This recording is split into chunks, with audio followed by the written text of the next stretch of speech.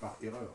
Alors 1700, Bien souvent, les grandes je crois que c'est découvertes, il y a des machins, 1751 de c'est- mémoire, et qu'a considéré effectivement qu'on pouvait mettre des bulles avec du sucre. Parce qu'en fait, pour faire des bulles aussi, il y a besoin de levure, mais pour faire une pression, il n'y a pas besoin que de levure. Il faut 24 grammes de sucre par litre.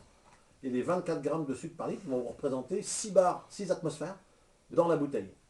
Donc les deux cumulés font une effervescence, donc un nombre de bulles, c'est pratiquement 1 million de bulles dans une bouteille de champagne, plus le sucre qui va donner la pression et qui va faire fonctionner tout le système.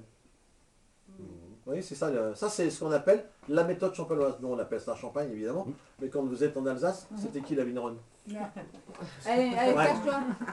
C'est exactement la même. Quand ils font le crément, ils font exactement la même chose. Alors sauf que quand vous êtes en Allemagne, quand vous êtes avec du Zect, il suffit de traverser le pont de Quelle pour s'en apercevoir.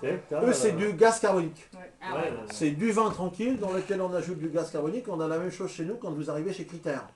Oui, Ah ouais. C'est du, voilà, c'est du vulgaire mousseux, c'est du vin qui rentre d'un côté, c'est du gaz carbonique de l'autre. Ils mélangent les deux puis ça fait une émulsion.